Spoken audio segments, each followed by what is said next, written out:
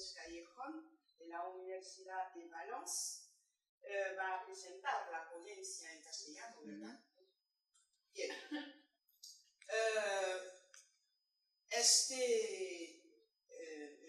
Esta nueva ponencia, entonces, se dedicará a un tiempo más limpio, crónica y mito en reunión de Julio Cortázar, pero antes voy a presentar a Vito Martínez Callejón, que está cursando el máster en estudios hispánicos avanzados de la Universidad de Valencia, modalidad de investigación en literatura. Vamos a seguir con su ponencia. A ver, ¿se oye? No se oye. ¿Se oye? ¿Sí? Se oye. Vale. Muy bien, muchas gracias. En primer lugar, quería agradecer a la organización de este coloquio por el esfuerzo que supone y a la hora de montar esta mesa, porque la verdad es que se dan encuentros muy interesantes. El relato que traigo hoy aquí es Reunión. Es un relato que, en primer lugar, tiene como personaje principal al Che Guevara, lo cual entronca muy bien con lo que ha tratado aquí la compañera Carol. Y por otra parte está escrito también por un escritor latinoamericano, francófilo y francófono, como es Julio Cortázar. Para quien no conozca el relato, voy a hacer un resumen así breve. Reunión forma parte del libro Todos los fuegos, el fuego, publicado en 1966, aunque el relato ya había sido publicado en 1964 en Revista de la Universidad de México. En este relato se cuenta un episodio central de la Revolución Cubana, como es la lucha en Sierra Maestra. Comienza tras un accidentado desembarco en el que el narrador nos refiere las penalidades por las que ha pasado el grupo de guerrilleros en la lancha. Habla de los vómitos provocados por los continuos bamboleos, de la comida echada a perder, calificando la expedición como un desastre que nadie se habría imaginado. Repentinamente aparece una avioneta de reconocimiento que obliga al grupo a atravesar la ciénaga. En este punto el narrador nos habla de su pulverizador para el asma, un elemento que va a aparecer continuamente a lo largo del relato y que, entre otros elementos, va a ser lo que lo identifique con Ernesto Che Guevara, porque, como ya sabéis, él padecía esta enfermedad desde pequeño. En este momento se produce la primera baja de la expedición y el grupo se separa, ante lo cual el principal objetivo pasa a ser reunirse de nuevo con el líder de la expedición, que en el relato se llama Luis, pero no deja de ser un trasunto del propio Fidel Castro. Tras el primer ataque enemigo, quedan en el grupo del narrador 6 compañeros, entre ellos el teniente, que probablemente se trataría de Camilo Cienfuegos, y en uno de los turnos de guardia el protagonista se duerme y tiene un sueño simbólico en el que este Luis Fidel se arranca la cara como una máscara y la va ofreciendo a cada uno de los presentes. Enfebrecido y cansado, el narrador se pone a pensar en su hijo mientras observa las ramas de un árbol que le recuerdan a un cuarteto de Mozart, que también va a ser un elemento muy importante. Mientras son perseguidos por la aviación enemiga, llega un hombre que dice haber sido testigo de la muerte de Fidel. Bueno, de Luis. Cito: El Serrano nos traía la noticia de la muerte de Luis. Él no lo había visto, aunque su hijo mayor estaba seguro de que Luis había sido herido casi al salir del agua y antes de que pudiera ganar las primeras matas. El protagonista revive de nuevo el sueño anterior acerca de la máscara y el recuerdo de los compañeros fallecidos le lleva a su vez a rememorar a un antiguo compañero suyo del hospital, con el que tiene fuertes diferencias ideológicas. Mientras el protagonista lucha por la revolución, el compañero se mantiene firme en sus valores burgueses, que son calificados como falsos. Es entonces cuando llegan nuevas noticias. Cito: que Luis vivía, que acababan de cerrar un enlace con el norte, que Luis estaba más vivo que la madre de la chingada, que había llegado a lo alto de la sierra con 50 guajiros y todas las armas que les habían sacado un batallón de regulares copado en una hondonada. A la mañana siguiente, el grupo de guerrilleros al completo inicia la ascensión de la montaña y finalmente la última noche consiguen llegar hasta Luis. Bien, lo interesante de este relato es que aparece en una relación de intertextualidad con las crónicas que escribió el Che Guevara. Algunas de ellas fueron publicadas en revistas y otras aparecieron en un libro colectivo llamado La Sierra. Las semejanzas entre el relato de Julio Cortázar y las crónicas de Guevara han sido minuciosamente estudiadas, pero lo que me interesa realmente es resaltar cómo Cortázar se sirve de estas crónicas para construir su relato. Es decir, cómo aprovecha estos elementos para producir un texto híbrido en el que ese elemento histórico, esa historicidad, sirve de base, pero en el que Cortázar introduce elementos totalmente ajenos que hacen que el relato se distancie completamente de un marco o de un modelo realista. En este sentido, señalaba el profesor Jaume Peris, cito, se servía de este gesto poco común en la obra de Guevara para legitimar su propia operación discursiva, recurrir al universo reconocible de la alta cultura, el cuarteto de Mozart, y la erudición para iluminar la experiencia física y psicológica de la guerrilla. Cortázar iba a convertir ese gesto culturalista, bastante raro en las crónicas de Guevara, en el principio narrativo básico de reunión, utilizando el cuarteto La caza de Mozart como hilo conductor y metáfora fenoménica de la experiencia guerrillera. La reescritura del relato que hace Cortázar no tiene solo que ver con los contenidos o con la inclusión de elementos ajenos a la crónica, sino que también es una total operación de cambio del registro lingüístico y estilístico mediante el cual Cortázar rechaza el lenguaje retórico y tradicional en busca de una auténtica expresión natural. Introduce notas biográficas del Che en el relato, recurriendo a la subjetividad, como por ejemplo cuando alude a su hijo, dice, pienso en mi hijo pero está lejos, a miles de kilómetros, en un país donde todavía se duerme en la cama, o ahí me tocó un balazo en la oreja que si acierta 2 centímetros más cerca, vos, hijo, que a lo mejor lees todo esto, te quedás sin saber en lo que anduvo tu viejo. Aunque es cierto, obviamente, que aquí Cortázar se permite una pequeña licencia, puesto que Ernesto Guevara no tuvo un hijo, sino una hija, Aleida Guevara. También alude a su condición de médico. Dice, me bastaba pensar en esos años en que habíamos vivido tan cerca uno de otro en la ciudad, compartiendo la política, las mujeres y los libros, encontrándonos diariamente en el hospital. Y incide nuevamente en esa condición de asmático. Y yo como un idiota con mi pulverizador de adrenalina, pienso de nuevo en la cara de Roberto dejando los 5 pesos en la choza vacía, y me da un tal ataque de risa que vuelvo a ahogarme y me maldigo. Como decíamos, los personajes del relato aparecen siempre nombrados con un seudónimo, aunque muchos de ellos son reconocibles. Es obvia, como hemos visto, la identificación del narrador con el Che y también la de Luis con Fidel. A través del sueño del narrador, de las órdenes que da al resto del grupo, por ejemplo, dice, en eso como en lo demás a nadie se le ocurriría desobedecer a Luis, el reencuentro final en lo alto de la Sierra Maestra, en un proceso que algunos críticos han querido ver como mitificador.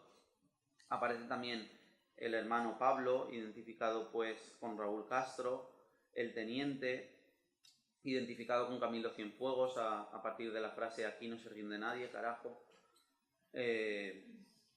Y aparecen también una multitud de personajes que no tienen un correlato claro, pero que podían perfectamente formar parte de ese grupo guerrillero.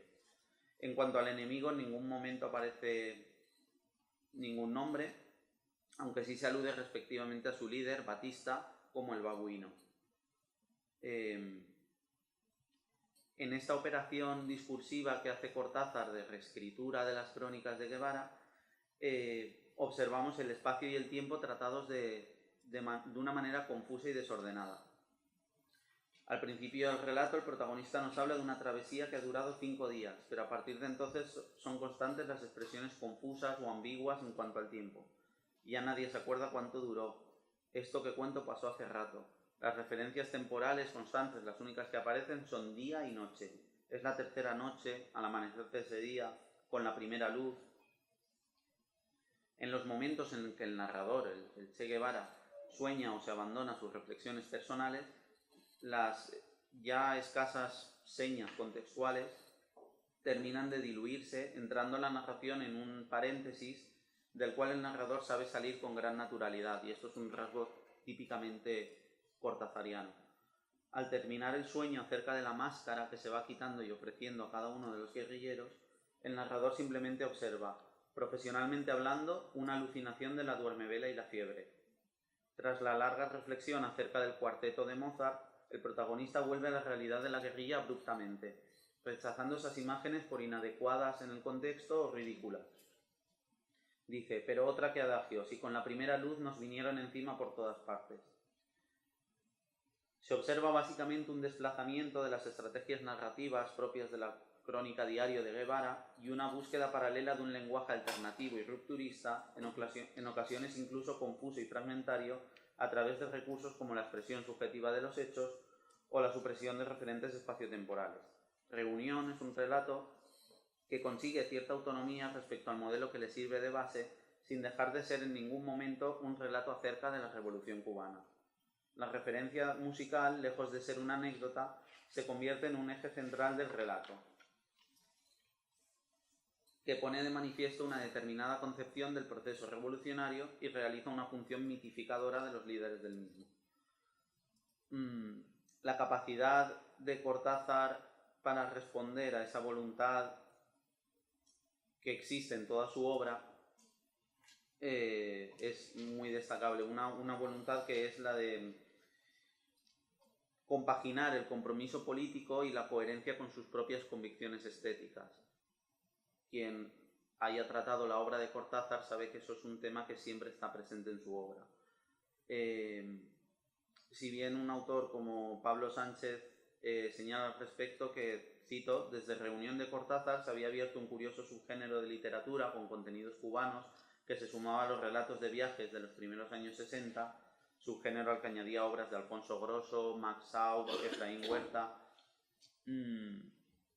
No podemos dejar de advertir, más allá de la utilización de Cuba como un trasfondo más o menos común en la literatura latinoamericana de los 60, la puesta en marcha de una serie de estrategias que permiten a Cortázar acercarse más que nunca a ese objetivo que tenía él de fundir reivindicación política y vanguardia estética.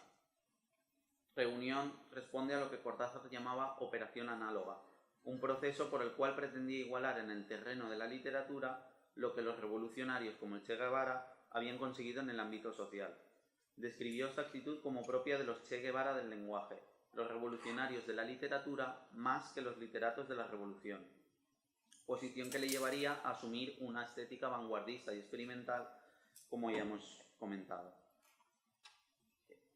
Encontramos así una doble articulación del relato. La narración puramente histórica, por un lado, extraída de relatos del Che Guevara como una revolución que comienza, adquiriendo el temple, alegría de Pío, combate en La Plata. Y por otro lado, la voluntad de experimentación vanguardista constante a partir de la irrupción violenta de la subjetividad en el relato. Cortázar se permite separarse nítidamente de la crónica testimonial e histórica que realiza el Che, realizando una introspección psicológica a través de elementos ajenos a la realidad, como los sueños, las alucinaciones, las divagaciones. Y existen tres momentos clave del relato en que Cortázar utiliza esta técnica. El primero se produce tras el desembarco, la separación del grupo respecto a Luis Fidel, y el sueño en el que Luis se arranca la cara y se la va ofreciendo al resto de compañeros. Esta alucinación de explícitas connotaciones se repite más tarde y funciona de contrapunto surrealista a todo ese momento realista que va sirviendo de base. Lo cierto es que nos hace pensar en el surrealismo francés, en el que las alusiones oníricas son habituales, pero también constituye un gesto típico de la narrativa cortázariana, y cito, nos adentra tranquilamente en lo cotidiano y habitual de sus cuentos. Cuando estamos plácidamente gozando del orden, Cortázar empieza a desatar las inquietantes fuerzas inexplicables de otra realidad que casi siempre desplaza lo conocido. En el relato, este orden es relativo, aunque en efecto el sueño se introduce y se termina sin ningún corte abrupto, como si estuviese constantemente jugando con el límite entre el sueño y la vigilia. El segundo punto es esta evocación de un cuarteto de Mozart, el cuarteto La Caza, en el que el protagonista, afectado por la fiebre y el cansancio, descansa tendido en la tierra y observa las ramas de un árbol destacarse contra el cielo nocturno. El narrador comienza a comparar el desarrollo de la pieza musical con el proceso revolucionario. Y cito: "Y todo eso también es nuestra rebelión. Es lo que estamos haciendo aunque Mozart y el árbol no puedan saberlo. También a nosotros, a nuestra manera, hemos querido transponer una torpe guerra a un orden que le dé sentido, la justifique y en último término la lleve a una victoria que sea como la restitución de una melodía, después de tantos años de roncos cuernos de caza, que sea ese alegro final que sucede al adagio como un encuentro con la luz". Más allá de ser una simple interferencia de Cortázar o una comparación puntual, la referencia cultural de primer orden se constituye como un gesto simbólico muy potente que pone de manifiesto una determinada concepción del proceso revolucionario y realiza una función mitificadora de los líderes del mismo. Bien, este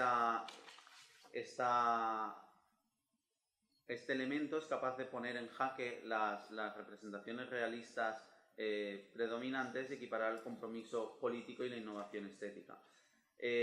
La comparación de la revolución y la música se extiende a Luis Fidel, que es representado como un músico de hombres, alguien que, al igual que el director de una orquesta, ordena el caos y crea una realidad nueva con ella. Se relaciona además con el concepto que tenía Cortázar de lo que denominaba figuras, semejante al concepto de campos magnéticos de los surrealistas franceses, que establecían relaciones ilógicas entre los conceptos, y así, aunque no existiría ninguna relación aparente entre el cuarteto de Mozart y la situación de los guerrilleros, gracias a esta equiparación se ponen las dos realidades al mismo nivel. El tercer y último momento de ruptura vanguardista que realiza Cortázar en esta interferencia con la crónica de Guevara lo constituye el recuerdo de su vida pasada, trabajando con un colega en un hospital de la ciudad. Se contraponen dos visiones acerca de la sociedad, la visión burguesa y reaccionaria de su colega frente a la visión socialista y revolucionaria del protagonista. El narrador realiza una aguda crítica de los falsos valores propios de un conformista y un hipócrita, y cito: "Pobre amigo, me daba lástima imaginarlo defendiendo como un idiota precisamente los falsos valores que iban a acabar con él o, en el mejor de los casos, con sus hijos, defendiendo el derecho feudal a la propiedad y a la riqueza ilimitadas, él que no tenía más que su consultorio y su casa bien puesta, defendiendo los valores de la Iglesia cuando el catolicismo burgués de su mujer no había servido más que para obligarlo a buscar consuelo en las amantes". Esta crítica, además, está totalmente en consonancia con toda la visión surrealista que atacó constantemente todos los valores tradicionales de la religión, la familia, la patria. Y es que Evelyn Picón ve en Cortázar la oposición a la hipocresía social y la irreverencia ante las instituciones tradicionalmente sagradas. En definitiva, y pese a que el propio Cortázar rechazó en muchas ocasiones la etiqueta de surrealista, sí que se observan a través de estos elementos algunos rasgos que podrían coincidir.